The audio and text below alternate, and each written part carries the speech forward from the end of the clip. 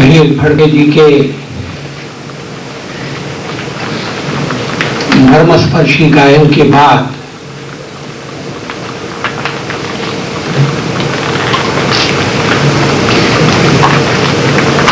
भाषण देना कुछ टेढ़ा काम है।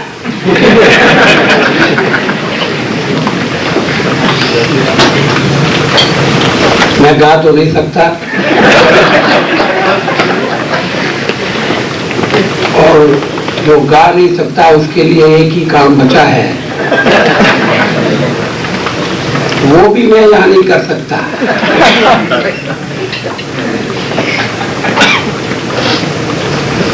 मैं आप सबको नववर्ष की बधाई देना चाहता हूँ और मैं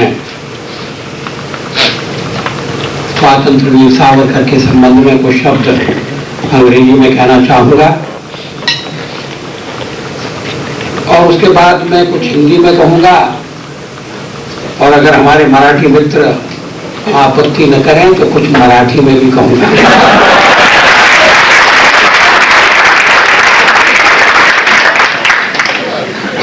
Sisters and brothers, I am deeply grateful to the India Heritage Foundation of the United States of America for inviting me to say a few words on Swatantra Veer Savarkar.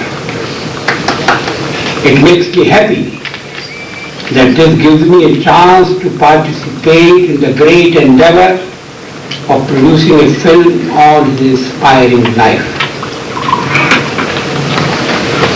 A speech on Vinayak Damodar Savarkar cannot but be humble tribute to him. For although India has produced a galaxy of towering patriots, indomitable freedom fighters, dedicated social reformers, and outstanding poets, rarely do we come across such a classic confluence of all these outstanding qualities of the human mind.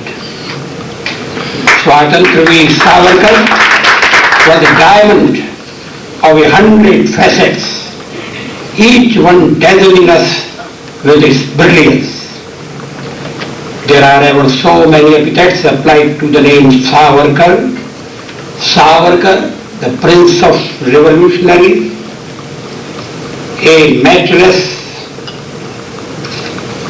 orator, an inspired historian, a classical poet, an erudite scholar, a peerless leader of men, an astute statesman, an incisive writer, a moving dramatist, the prophet of the Hindu nation, an impressive journalist, a dynamic social reformer, a reformer of language and script, a man with a lion's heart, an ideal family man, an accomplished yogi, and so on. The list goes on and on as endlessly.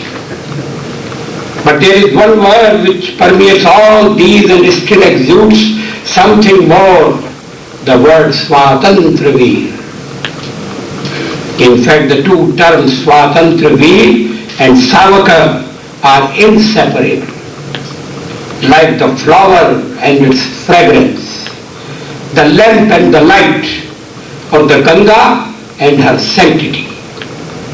The two words are almost synonymous, the one signifying the other. I may therefore say that above all the glowing adjectives that we may rightly use for Savarkar, he primarily lives in our hearts as Swatantra Veer, the hero of freedom, the apostle of independence.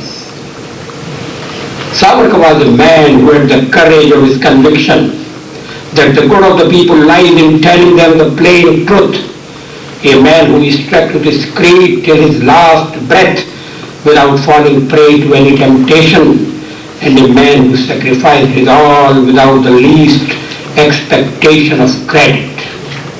I may even say Savarkar is not an individual. He personifies an enduring philosophy that has the capacity to rouse the nation to its shortcomings, to cleanse them, and to make it a mighty being cemented with a feeling of unity and equality. The glorious vision of freedom that he has captured in one of his poems is not merely a negative one. It is not mere freedom from foreign or internal bondages. He raised freedom to a glorious Godhead, a soul-stirring divinity. He also showed how on the advent of this goddess, all other glories of power and prosperity, art and culture, wisdom and values of life accompany her. When one comes face to face with these flights and flashes of the visionary genius of Savarkar, one is tempted to view him as essentially a poetic dreamer par excellence. But the thrilling incidents of his life tell us a very different story.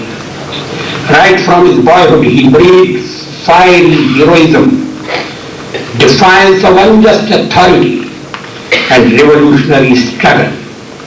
And in every conceivable terrifying situation, he remained fearlessness incarnate. He was every inch a Veer, a hero, as much in action as in his thought and conviction. He smiled in the face of death during his hellish incarceration in Andamans. It was from those dark dungeons that some of his most soul-enthralling poems, running into 10,000 lines, have flown out. Being something of a poet myself, I can only wonder how Savarkar's poetic genius flowered so wonderfully in such extreme adverse circumstances. Savarkar's tenet of political Hindutva can be called the quintessence of his many-faceted philosophy. That this principle stands the test of logic has been accepted even by eminent non-Hindu scholars like Muhammad Karim Chagla. On the other hand, the dire consequences of ignoring this only principle that can keep this nation from falling apart, about which Savarkar had warned us 40 long years ago, are now frighteningly apparent on our northern and eastern borders. Savarkar's prophetic words, "I shall prove a prophet," are proving true. In other words, the time has come for Savarkar's thought. It is a gentle breeze today. We have to make it a tempest tomorrow. And here I may take the liberty of expressing the hope and even the confidence that that tomorrow is now not far off.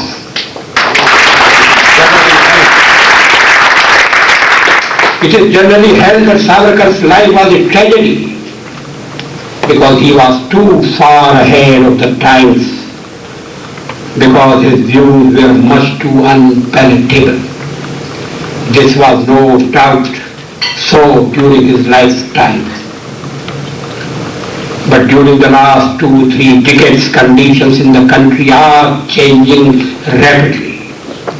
In Savarkar's time, the people at large, who found his thoughts too radical and even incognostic, followed those leaders whose views were safely acceptable and tried to fashion the political and social life of this nation in accordance with those views.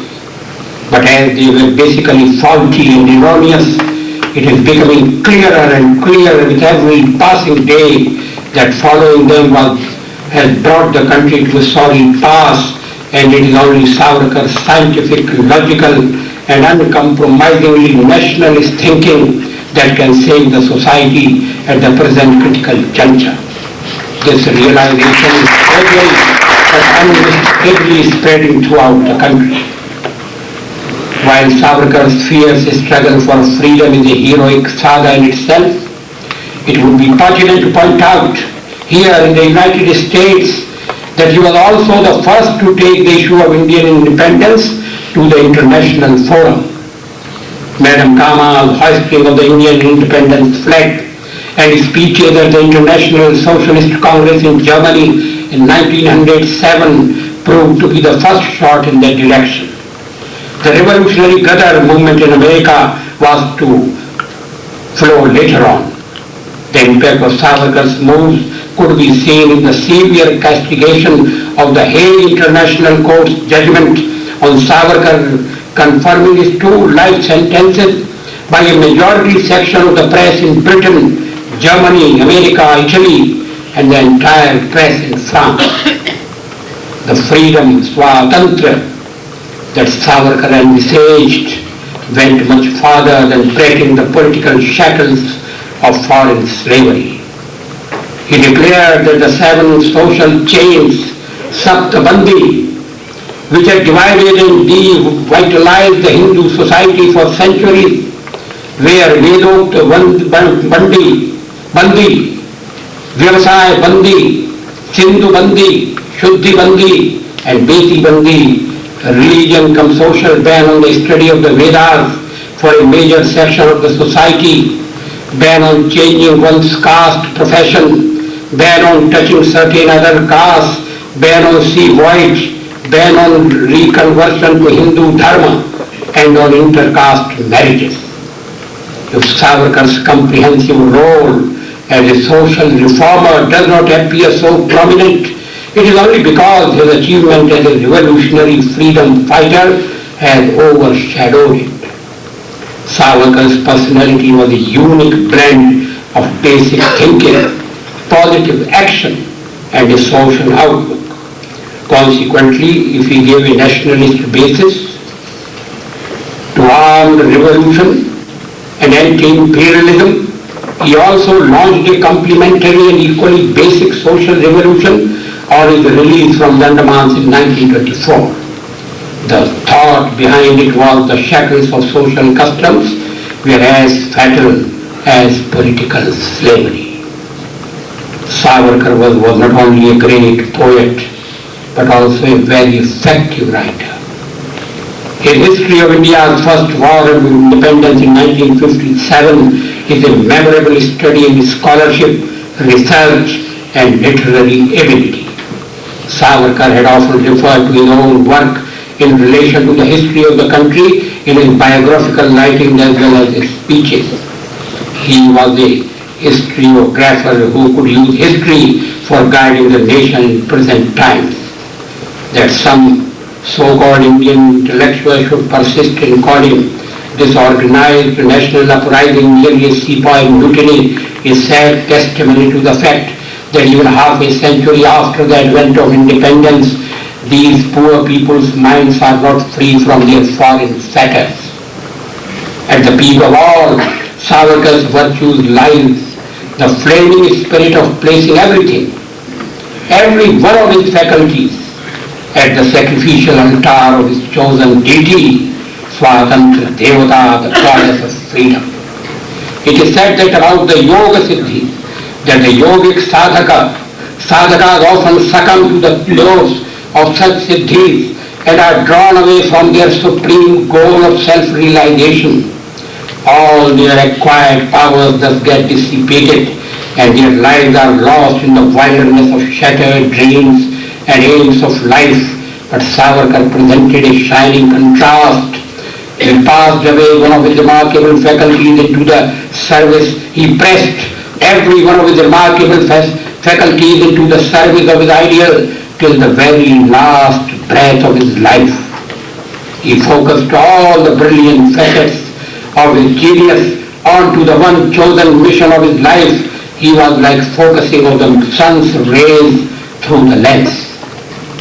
When I am in a pensive mood and think of the great Savarkar's tumultuous life, I wonder about one thing. Was Savarkar a dreamer or a realist?